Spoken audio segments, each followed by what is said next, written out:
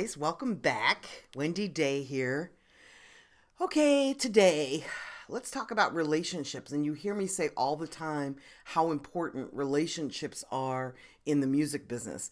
But this time I'm talking about the other kind of relationships. I'm talking about girlfriends, boyfriends, baby's mom, baby's dad, mothers, fathers, family, people that you love. And it's very difficult when you're starting any business to show attention to the people around you, your family, your loved ones. And the music business is no different. And because so many people don't know coming into the music business what it takes to succeed, the growth time is substantial in the music business. For those of you that are studying to find out how it works and you're going to take what you've learned and apply it and build a career in the music business, the curve of time will be substantially shorter than those of you who are learning through trial and error. Trial and error can take a decade or better. You'll hear a lot of people that aren't successful yet that are still building their careers say, oh, I've been in the music industry 10 years, 15 years. I've been making music 20 years. And if you don't really know what you're doing, that's very realistic. So in terms of relationships, those kind of relationships, loving relationships, it's going to be really hard for you to sustain any kind of loving relationship if 100% of your effort is going towards building your career or making music. I've heard many, many, many times people say, people, not the artist, the people that are your loved ones, say that they always take second place to your true love, which is making music, whether it's songwriting or rapping or being in the studio or whatever, producing, making beats, whatever it is that you are doing. And I almost said what you're addicted to because it's a little bit like an addiction, isn't it? But it's very difficult to start any business. It's like growing a child. It's like having a baby. It's like growing a child. It's time consuming. It's incredibly time consuming.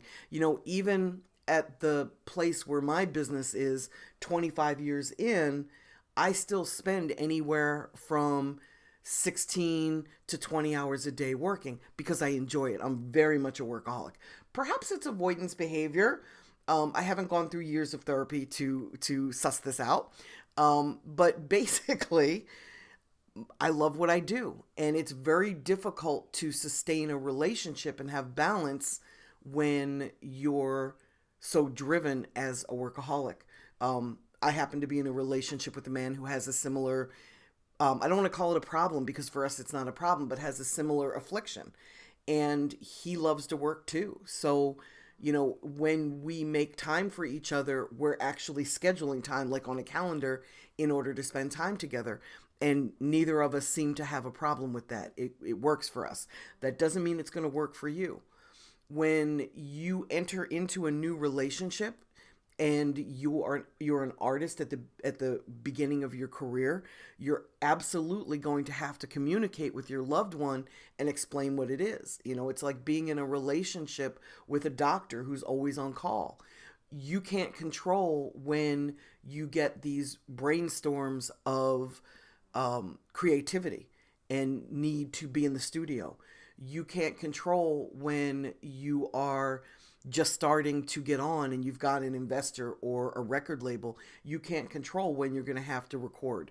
You're going to need to record more music than ever in this, the music business the way it is today. So you're going to have to communicate greatly with your loved ones to let them know, hey, this is what it is. And if you're in a relationship where there's a child involved, it becomes even more difficult because that child not only is demanding of your time, but extremely deserving of your time. It's just my opinion, but when you have a child, it's like you have to give up part of yourself in order to dedicate to that child to help build a productive human being, right? Somebody that is well balanced, well adjusted, feels loved, gets your time. A baby doesn't understand, I have a record coming out or I have to go into the studio. And those of you that know me have heard me say many times, I don't know how I would have built my company with children. I don't think that I could have done it. So I really admire those of you, men and women, that have children in the music business. It's amazing to me that you have the time to do it all, because I know how time consuming this is. So the more experienced you are in the music business, the easier it gets. The more knowledgeable you are about the music industry, the easier it will be, because then you will be devoting 100% of your time to building your career instead of a large percentage of your time to figuring it out. This is not an industry that you can look in at and say, oh, this is how it works, and see clearly how it works. 99% of you don't understand how this works, and you've been probably watching my videos for 10 months now to learn the music business. It's an industry that is very difficult to learn, and it changes very often. So learn as much as you can. Be as communicative with the people around you as you can. Be sensitive to their feelings. Remember, it's normal to spend time with people that you care about. It's not abnormal. So they're not asking for something, which is your time. They're not asking for something that they aren't deserving of. So, relationships. They're very challenging in the music business. And if you can just communicate with your loved ones what it's going to be and how it's going to be up front, so that you're not misleading them. You know how when you're in a new relationship, you just want to be with the other person all the time? Well, when that sets the tone, and then you start spending all of your time in the studio after a while, it sends the message that they are no longer important to you, whether you mean to send that message or not. So just be communicative up front. Let them know that you're an artist, you're a songwriter, you're a DJ, you're a producer. Your business is going to take you away from them for large chunks of time. And as long as they're cool with that, then, like I said, I found somebody in my life that works with. The relationship I had before this one, it worked. He was very understanding of my career. The relationships that I've had, prior to my company being successful, didn't work, because it always came to a point where I had to choose between the relationship or my company. And unfortunately, I chose my company because that's my heart.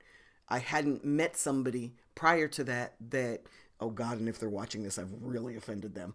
But I hadn't chosen somebody, before 2000 that was worth me giving up part of my company to be with.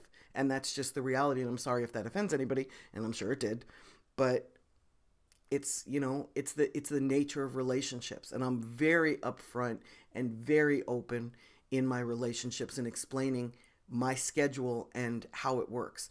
And then I'm also, on the other hand, very good now at balance. I'm very good at scheduling time for me and scheduling time for my relationship. But then, my company's 25 years old, so it's kind of easy to say that wasn't the case in the first 10 years. Okay, guys, thanks for understanding about relationships. I hope this helps you in building your relationships. And remember, if you have kids, they come first. Okay, guys, take care.